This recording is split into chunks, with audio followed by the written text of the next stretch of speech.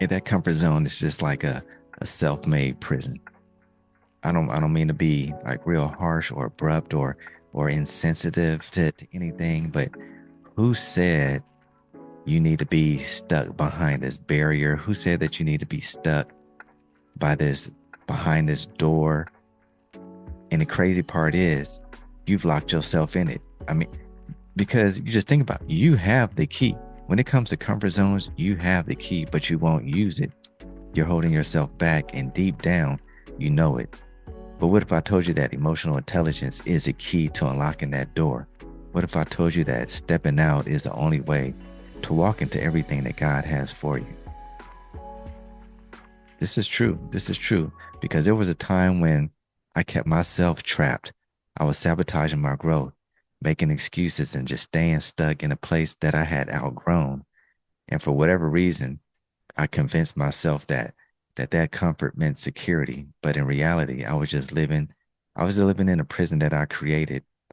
And I know deep down, I'm not the only one because I come across too many people who have like these ideas, these these man, they're so fantastic, and they know that because when they talk about it, it puts a smile on their face. It's like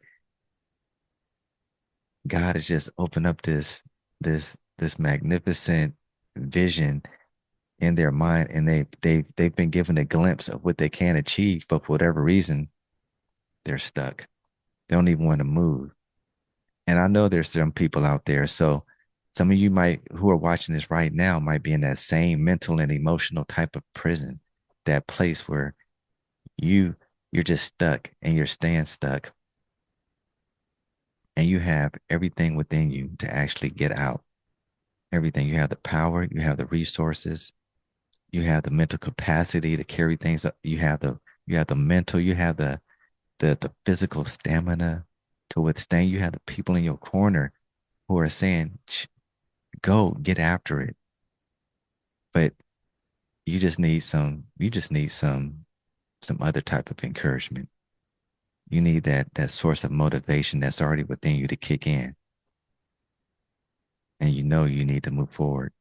But you can't for whatever reason, it's that just taking that initial step, that step of faith and courage to step out is hard for you. And you've gotten so used to those limitations that you've even stopped trying. But I just want to remind you that God created you for more. And today, I'm just going to be talking about how emotional intelligence can actually help you escape that comfort zone and step into your purpose. Because here's a fact, that comfort zone is like a, it's like a it's like it's straight up like a prison. It's you are keeping yourself confined. You are both the prisoner and the jailer. And the scary truth is that no one else is holding you back. You are. You are. You are confined to a space that feels safe, but it's actually a trap. And you have that key, but fear keeps you from using it. And you know you're stuck, but you have convinced yourself that this place of stuckness is just better for you. It's best to be here and not even try to go out and do the things that God has called you to do. It's safer not to bet on yourself and take risk and avoid the humiliation or the failure or discomfort. But one thing I want to share with you, and this is how powerful it is. And I'm not sure if you're familiar with that gnat syndrome, right? Where we already know how gnats are. They just fly, they buzz everywhere, they harass you. And sometimes they even follow you in this big congregation of theirs. It's like this mass congregation. And they just be buzzing everywhere. And and for those people who ride motorcycles or ride bikes, gnats just be flying all in your face, right? But you just think about those gnats. They fly freely. But if you get a group of gnats and you confine them to, let's say, a jar, and you put a lid over them, now their ability to fly freely is restricted. It's straight up limited. They can only go as high as that lid that's been placed on that jar. But this is the sad part is that it stymied their growth. And so now they adapt it and they think, what's the sense of going higher? I can't go any higher because all I'm gonna do is hit this lid. That's how people are when it comes to comfort zones. And it, and this is the crazy part. When you if you pull that lid, if you pull that lid off of yourself, what are you capable of doing? What are you capable of doing? I mean, will you be like the gnat and won't fly beyond the limits because they've just become accustomed to it, or will you fly because you see the light? You see, you see, now I could get some fresh air. Now I don't have to stay in this jar any longer and be stuck with just sucking up this old crusty oxygen, right? That happens when you actually stay in this comfort zone. You stop believing what you can become and you stop dreaming. Essentially, you might have the dream, but what is that dream going to allude to? Is that dream going to manifest to anything significant? So think about that. The last thing I want you to do is miss out on your potential daily. Why be like that gnat when God made you so much bigger, so much more powerful, and designed you for greater things? God isn't keeping you stuck, you are, but He's waiting for you to move. So that emotional intelligence is that key. It's that key. It's going to help you recognize and break those patterns that keep you stuck. And so here are 5 ways that EI actually helps you get out of that comfort zone and get you unstuck. And the first one is just becoming self-aware. Self-awareness is just being able to recognize that you're in this mental place where you're just stuck. You have to admit that one, you're stuck and you've been keeping yourself stuck. And so here's just a great example of how crazy this is when Moses freed the Israelites out of Egypt, who were once slaves to Pharaoh, and he had them, and now they're free, and they get to a place where now Moses has them going through the desert, and God already has a place for them, but their mental is, they were always complaining for one, never satisfied, even though they were free. They felt like they were better off as slaves. They felt like they had a home, even though they were in bondage. That is cold feeling when you feel like your freedom doesn't compare to what you once were in bondage and slavery.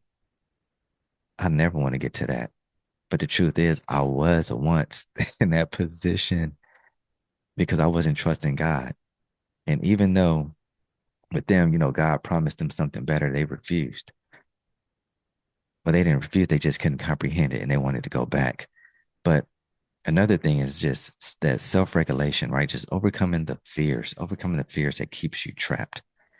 Fear is natural, of course, um, but it's not a way to actually justify or make an excuse for staying small.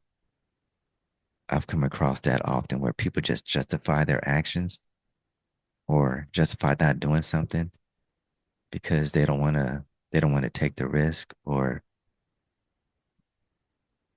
man, that C word is a beast. That C word is a beast. So instead of letting fear control you, you got to learn how to just manage those emotions and trust God's process, even though you don't understand it. No one does, but it's a faith walk, and it's just trusting Him. Another thing is that motivation. Finding that courage just to use that key to unlock the door or push the door open.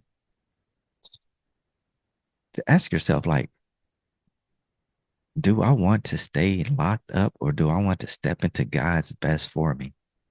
Because your future is waiting on the other side of that fear.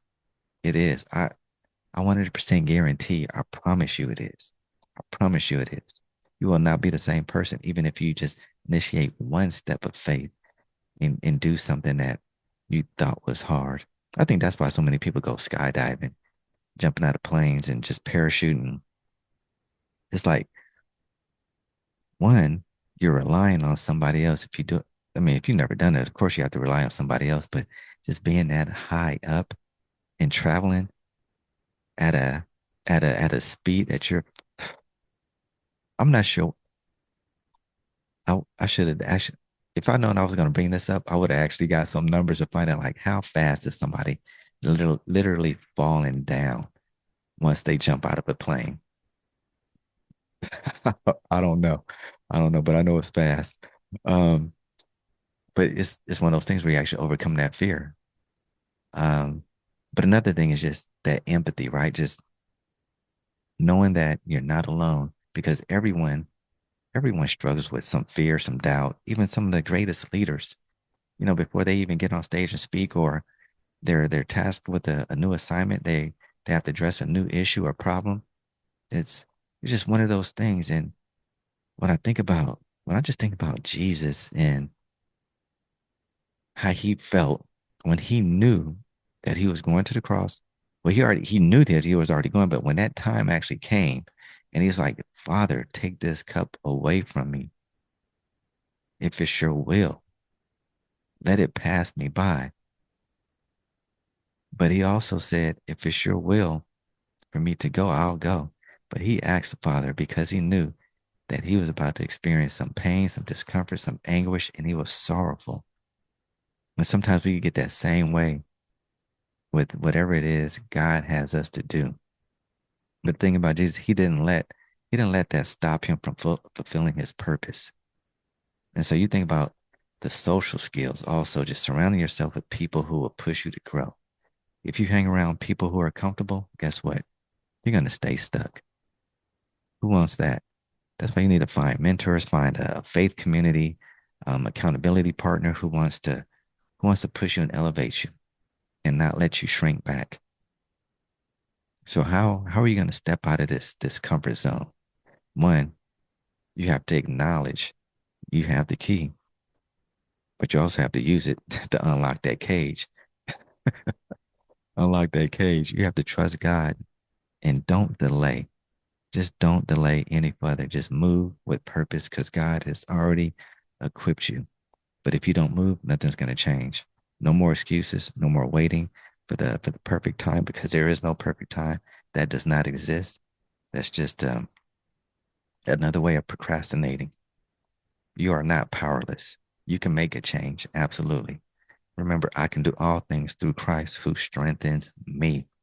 So if you're still waiting for a divine email from heaven that says, "Hey, it's time for you to step out," consider this right here your sign to move. The door is open. Walk through it, push it open, and start stepping. Start stepping. Start it. Because in Revelations, guess what? He says, I have set before you an open door, and no one can shut it. What does that mean? No one can shut it because the door is open. You just need to find the door. Open that door that's blocking you, please. I need you to do that. Take one step outside your comfort zone. Fear is like uh fear is like that overprotective friend or family member who doesn't get it because they live in fear, right? They want you to live in fear also. Oh, baby, don't worry about that dream. That dream is nothing. God don't want you doing that. Yes, God does want you doing that. That overprotective friend or family member who never wants you to take a risk, maybe just stay where it's safe. That's all they want, right? And you all of a sudden it's just you're gonna get to a place once you start hearing it, once you start hearing stuff like that, you're gonna get to a place where you begin to ask yourself, like, what if I fail? What if I look ridiculous? Here's the truth. Fear loses its grip the moment the moment you take action. Because the longer you wait, the scarier it seems, but everyone steps forward, right? Because when you step forward, those fears become smaller. So that's why we need to do what God told Joshua to do. Be strong and courageous. Don't be afraid. Do not be discouraged, for the Lord your God will be with you wherever you go. So you don't have to jump off the deep end. Just take one step. Maybe it's maybe that one step is making that phone call or having that tough conversation or Signing up for that class that you've been neglecting to sign up for, that's going to help you elevate to the next level. It's going to give you some more traction, um, and discipline, or just maybe speaking up when you normally wouldn't. It's those small steps, right, that leads to the big breakthroughs. Just don't. What is this scripture? Zechariah. Do not despise these small beginnings, for the Lord rejoices to see the work begin. All he wants you to do is see that work. He wants to see that work begin. He wants you to start taking that action. I'm glad y'all here. Thank y'all for coming. Absolutely. I'm glad you're here listening. And I'm glad I'm talking about it. But listen, remember, even Peter had to take one step out of the boat before he could walk on water. He had to take the step first. Because if he never taken a step, then he would have never known he could walk on water. And I know he did a whole lot more than I did, because I know in order for me to walk on water, or for it to appear that I'm walking on water, I need a piece of clear plexiglass going across a pool. So I can just walk across and be like, I just walked on water. But listen, when you walk on the water, just don't look down. And another thing, stop thinking like a gnat. Fly higher, fly higher. And so this is the thing. Gnats, they have wings, but they act like they don't, especially in that jar, because they were afraid to exceed the limit of the rim once the lid was taken off. The lid has been removed for you. So let's go. Get out of that jar and get some fresh air. Don't remain in solitude and stuck because you believe that's your limit. God didn't create you to stay stuck in the same patterns, the same doubts, in the same comfort zone. Stop thinking like a gnat when you're created to soar like an eagle. No eyes have seen, no ears have heard, and no human mind has conceived the things that God has prepared for those who love him. In other words, you haven't even scratched the surface of what God wants you to do and what he can actually do in your life. So why settle? Why settle? Trust that God is bigger than your fear, even though fear has a loud voice. But guess what? God's voice is louder. And at the root, this is a crazy thing, at the root of your comfort zone is fear of failure, rejection, uncertainty. But God didn't give you the spirit of fear. So if you have one, it didn't come from him. That's the truth. God has not given us a spirit of fear, but of power, of love, and a sound mind. So if fear had its way, guess what? Moses wouldn't have confronted Pharaoh. David wouldn't have slayed Goliath, and Peter would have stayed in the boat. But each of them trusted that God was bigger than their fear, and he is for you also. So trust in the Lord with all your heart and lean not into what? Your own understanding. Submit to him, and he will make your path straight. Yes. Yes, he will. So what's your next step? I'm going to tell you. Get that key. I wish I had a key. Use it and open the door, step out, and watch God move. Watch him. And if you feel nervous, just remember, even Jesus' disciples freaked out in the storm, and he was literally in the boat with them. So just remember, you're in good company. That comfort zone is a prison, but you have the key. So here's my challenge for you. What's one thing you're going to do today to step out of it? Step out. Step out of that threshold. Drop in the comments below. And if you're ready to grow emotionally and spiritually, make sure you subscribe for more videos like this. Let's go. Let's go. Let's break free together. We got this. And another thing, don't forget to take advantage of the offer that I have for you. It's the first chapter of my book, How to Crush Emotional Chaos and Walk in Faith. Absolutely free. Get that link. Get that first chapter. Let me know what you think in the comments. I appreciate you guys. I love you guys. Until the next video, y'all have a blessed week. D Wells, I'm out. Why not you? Open that door. Why not you step out on faith? Why not you trust God so you could be delivered? All right. Amen. Talk to you later. Bye bye.